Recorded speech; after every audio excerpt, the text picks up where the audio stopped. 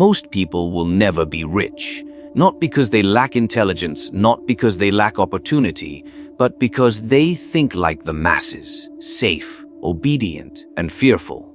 In this lesson, I will reveal to you the 5 Machiavellian truths of wealth psychology. By the end, you will understand why fortune avoids the herd and crowns the few who dare to seize it. Throughout history, the wealth of nations has been carved not by the hands of the many, but by the cunning of the few. Gold has never belonged to those who wait in line. It has always gravitated toward those who dare to think differently, who defy the comforting illusions of the masses. If you remain a slave to their thinking, you will inherit nothing but scraps. But if you wish to seize power, if you wish to command wealth, then you must abandon the herd and step into the ruthless psychology of fortune. Listen carefully, for this truth will disturb you. The greatest enemy of wealth is not poverty, it is security. Poverty can provoke ambition, it can ignite hunger, it can awaken the fire to climb. But security, that sweet illusion of safety, is a prison disguised as comfort. The masses love this prison. They cling to it like a child clings to its mother. They want guarantees, promises, assurances that tomorrow will look exactly like today. They fear change, they fear uncertainty, they fear risk. And because of this, they will never rise beyond the lives of servants. Do you know why kings, merchants, and conquerors are remembered while common men are forgotten? Because those men embraced risk while the masses hid from it. The soldier who waits for the perfect moment dies waiting. The merchant who fears loss starves in hesitation. The ruler who avoids conflict is dethroned by a braver rival. Fortune has never been kind to the timid. Fortune belongs to those who dare. The masses convince themselves that stability is wisdom. They say, "I will not risk what little I have, for I cannot afford to lose." But here lies the Machiavellian truth. By refusing to risk, they guarantee their poverty. They remain chained to wages, chained to debts, chained to masters. They build lives that never collapse but also never rise, a flat line of existence, safe but powerless, secure but insignificant. Now observe the rich. Do you think they became rich by following the herd's doctrine of safety? No, they became rich because they understood that opportunity never announces itself politely. It arrives suddenly, disguised as danger, surrounded by uncertainty, and only the one who is bold enough to step forward seizes it. The rich man sees what the masses see, but where they see fear, he sees fortune. Take, for example, the merchant who invests in a distant voyage. The masses laugh and say, "It is too far, the seas are dangerous, you may lose everything." But the rich merchant whispers, "If I succeed, I will control the spices of kingdoms." The timid laborer stays home and earns a wage. The daring merchant risks his coin and returns with wealth that feeds generations. Do you see the difference? Both men face uncertainty, but one embraces it, the other flees from it. Understand this: the rich do not gamble blindly. They do not throw themselves into chaos with reckless abandon. That is foolishness, not strategy. Their risk is calculated, measured, and precise. They gather information, study patterns, anticipate outcomes, and then strike where others hesitate. Risk in their hands is not chaos. It is a weapon, a blade sharpened by preparation, wielded with precision. But the masses are taught to despise risk. They are told to be grateful for stability, to hold tight to their small savings, to fear every venture beyond the ordinary. And so they live quietly, obediently, never realizing that their very obedience feeds the wealth of those above them. For every risk the rich embrace, it is the masses who provide the labor, the sweat, and the service to make it possible. Reflect on your own life. How many times have you silenced ambition because fear whispered in your ear? How many opportunities passed because you clung to the illusion of safety? Safety is the greatest thief of wealth. It robs you without ever drawing a blade. It whispers, "Stay here, do not move, it is dangerous beyond these walls." And you obey, not realizing that those walls are your cage. Ask yourself now, Do you want wealth or do you want comfort? You cannot have both. The road to riches is paved with uncertainty, and only those who accept this truth will walk it.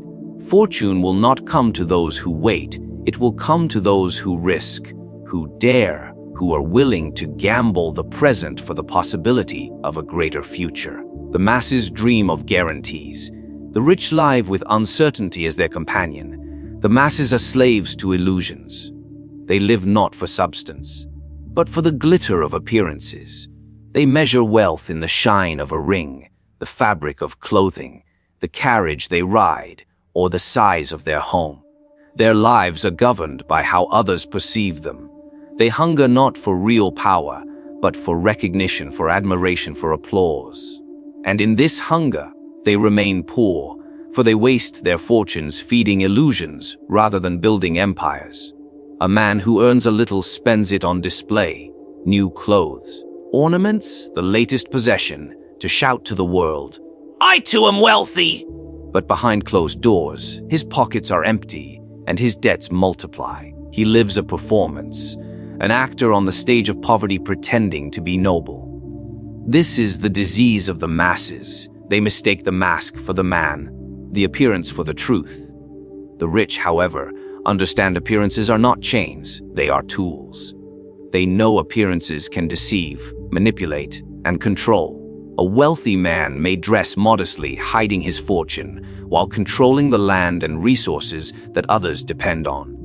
Another may appear generous, giving gifts to win loyalty, while silently tightening his grip on those who accept them. They command appearances, bending them to serve their strategies, while never being trapped by them. Consider the ruler who dresses in humble robes. The masses say, "He is one of us. He is simple. He is kind." But behind the curtain, he commands armies, collects taxes, and dictates the laws of the land. His appearance is a mask that wins the people's love, while reality keeps them under his control. Contrast this with the common man who wears fine clothes he cannot afford.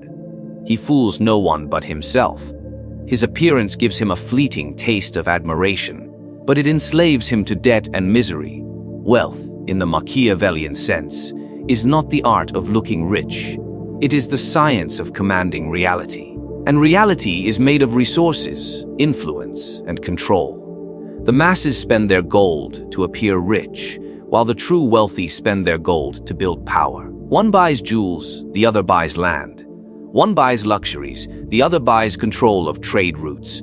One buys admiration, the other buys silence, loyalty, and obedience. The crowd is desperate to be seen. They crave validation from neighbors, from strangers, from society. But the wise know that to seek validation is to admit weakness. The moment you need others to recognize you, you are their prisoner. You shape yourself to their opinions. You bleed yourself dry for their applause. This is why the masses remain small, no matter how loudly they display their false wealth. The powerful, however, can use appearances as a cloak to hide, a cloak to mislead, a cloak to disarm. When they wish to attract trust, they appear humble. When they wish to intimidate, they appear grand. When they wish to remain unnoticed, they appear ordinary. They shift appearances as a general shifts tactics, but always keep their hands on the levers of reality. Do not misunderstand. Appearances matter, but only as a tool. They are the paint on the surface, while reality is the stone beneath. The masses confuse the paint for the structure, and thus their lives crumble. The rich manipulate the paint while fortifying the stone, and thus their empires endure. Reflect on the people around you. How many boast of wealth they do not have? How many live in homes beyond their means, drive carriages bought on borrowed coin, wear garments they cannot afford? They glow for a moment in the admiration of others, and then live in the darkness of debt. Now look to those who appear ordinary, even plain, yet secretly own the land upon which the boastful walk. One has appearances, the other has reality. Which one holds true power? Appearances will always seduce the weak. They will chase shadows, adorn themselves with ornaments, and exhaust their lives chasing admiration. The wise, however, Understand that the world is a game of perception. If you control appearances without being controlled by them, you can rule men's minds while holding the substance of wealth firmly in your grasp. The greatest poverty of the masses is not their lack of money. It is their lack of time. They spend their entire lives trading hours for coins, believing effort alone will grant them fortune. They rise at dawn, labor until dusk, and return home exhausted, only to repeat the cycle endlessly.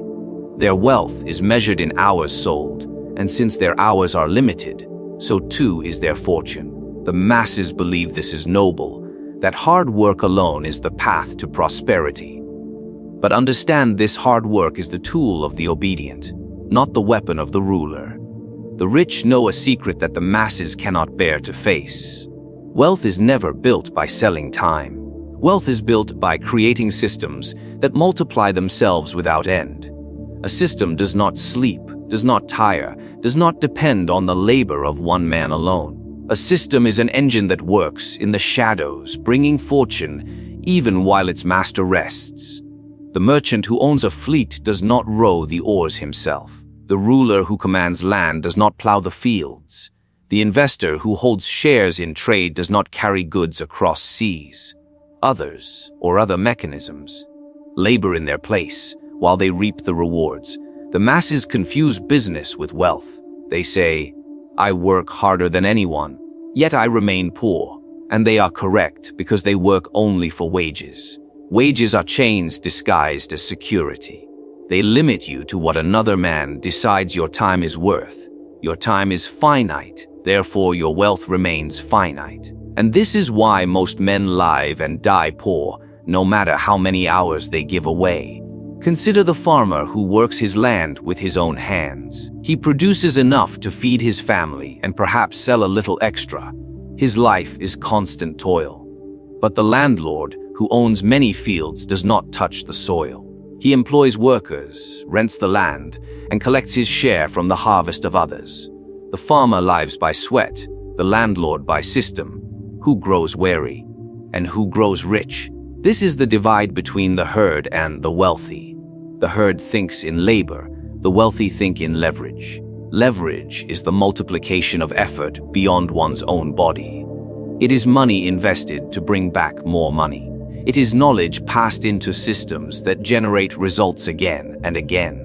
It is people working under your command, structures producing wealth without your constant presence. The masses are chained to their own hands. The rich extend their reach into the hands of thousands. Yet the herd resists this truth. They cling to the illusion that only honest sweat produces value. They scorn those who earn without constant labor, calling them greedy or corrupt. But this contempt is born from envy, not wisdom. For deep down they know the truth. It is far easier to control those who are convinced their only worth lies in their labor. And so the rulers encourage this belief, keeping the herd proud of their endless toil, while quietly constructing empires from the fruits of that same toil. Reflect for a moment. How much of your life is consumed by selling your hours? When you rest, does your wealth rest too? When you are ill, does your fortune collapse with you? If so, then you are still trapped in the cycle of the masses. For true wealth survives its master. It grows when he sleeps, multiplies when he is absent, endures even when he is gone. Systems, not sweat, are the foundation of enduring riches. The man who thinks like the herd will forever sell his time until death claims him. The man who thinks like the rich will design systems that free him from time's prison.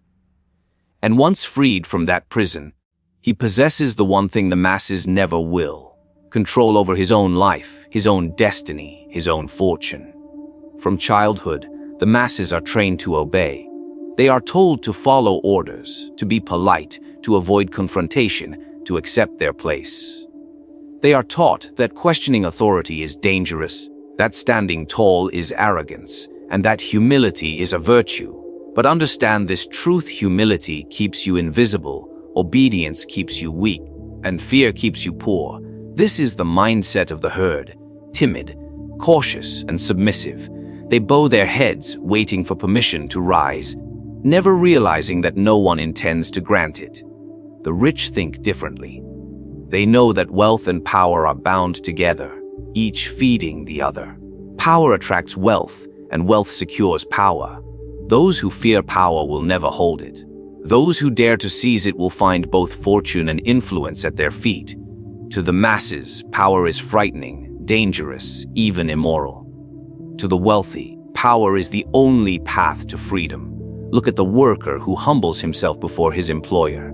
He says yes to every command, accepts every condition, and thanks his master for granting him wages. He believes this humility will protect him, but in truth, it chains him. He depends on the will of another man for his survival. His humility makes him replaceable. Now look at the man who builds influence, who dares to command rather than obey. He controls others, dictates the terms, and bends circumstances to his advantage. Where one lives in constant fear of losing his position, the other creates positions for others to fear losing. This is the difference between fearing power and seizing it. Society tells the herd that power corrupts. They spread this story to keep men weak, to shame ambition, to discourage anyone from rising above their appointed station. But this is a lie told by the powerful themselves, for they know the truth. It is not power that corrupts, it is weakness. Weakness forces men to betray, to cheat, to beg. Power, when taken with cunning, frees a man from the desperation that poisons the weak. The herd avoids power and thus lives in corruption of the worst kind, the corruption of submission. Understand this: no one gives you power. Power must be seized. The throne is not offered, it is taken. The riches of the world are not distributed fairly. They are claimed by those bold enough to reach for them. When the masses hesitate, when they cower in fear, when they wait for fairness, the rich act decisively. They do not ask permission. They do not wait for the perfect moment. They do not apologize for ambition. They move, they strike, they seize. Consider the ruler who taxes his people heavily. The masses grumble, complain, perhaps even whisper rebellion among themselves. But they obey. They obey because they fear punishment, because they lack organization, because they are accustomed to servitude. The ruler understands this psychology. He knows that so long as the people fear his power more than they fear poverty, they will submit. Power, once seized, creates its own obedience. Now, look at the merchant who dominates a market. He raises prices, controls supply, and dictates terms. Smaller traders resent him, but they comply, for he controls what they need. The masses call him greedy, but in truth, he is only playing the game they are too timid to enter. He holds power, and with it, he holds wealth. Reflect on your own life. How often have you obeyed when you should have commanded? How often have you silenced your voice when you should have spoken with authority? Every time you bow, every time you wait for approval, every time you shrink before others, you surrender power, and with it, you surrender wealth. The rich refuse to live like this. They understand that authority is not granted by others. It is taken by force of will.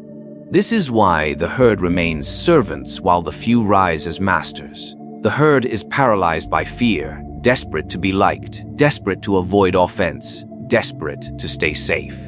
The rich embrace conflict when necessary, for they know power is never won without struggle. They understand that respect is not given to the humble, it is demanded by the strong. The herd fears power as if it were a poison. The rich drink deeply from it, knowing it is the only antidote to weakness. The herd lives only in the present.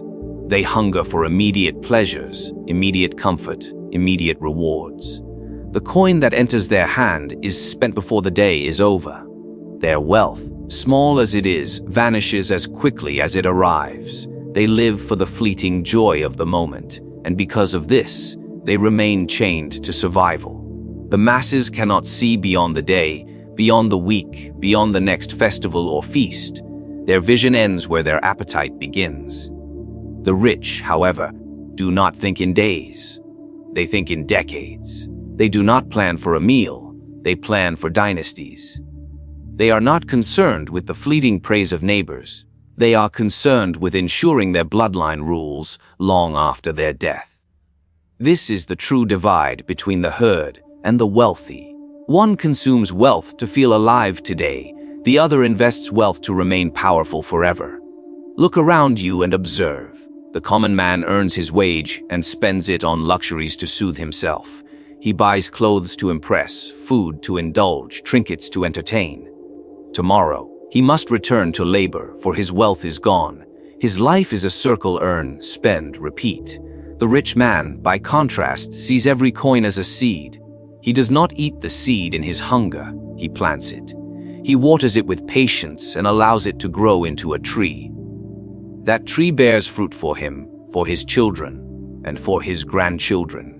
While the herd starves in the next season, the rich man's orchard feeds his lineage for centuries. This is why legacies are built not by the masses but by rulers. Families that endure through centuries are not those who lived extravagantly, but those who invested ruthlessly.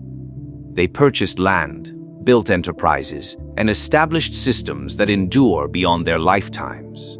The herd says, "Life is short, enjoy it now."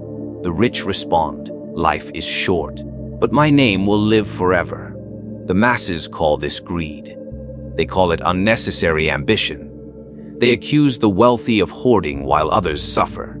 But their complaints come from blindness, from the inability to think beyond the narrow horizon of their own hunger. For while they waste their coin on distractions, they empower those who think ahead. They labor for their masters, enrich their landlords, and fuel the very dynasties they resent. They believe they live freely, but in truth, their short-sightedness has made them permanent servants. Reflect on this carefully. The man who thinks of only today will always be ruled by the man who thinks of tomorrow. The laborer works to eat tonight. The ruler builds to control harvests for decades. The debtor buys trinkets for admiration. The lender collects interest for generations. The weak man celebrates a moment of pleasure. The powerful man sacrifices the moment to secure centuries of dominance.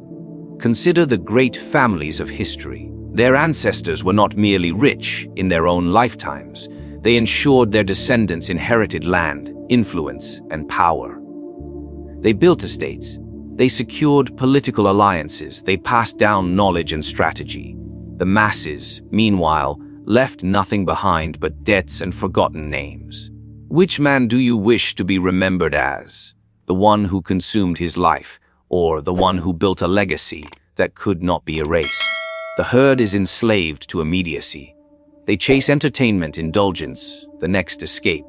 They think only of pleasure, never of permanence. But permanence is what gives true wealth its power. For what is wealth if it dies with you?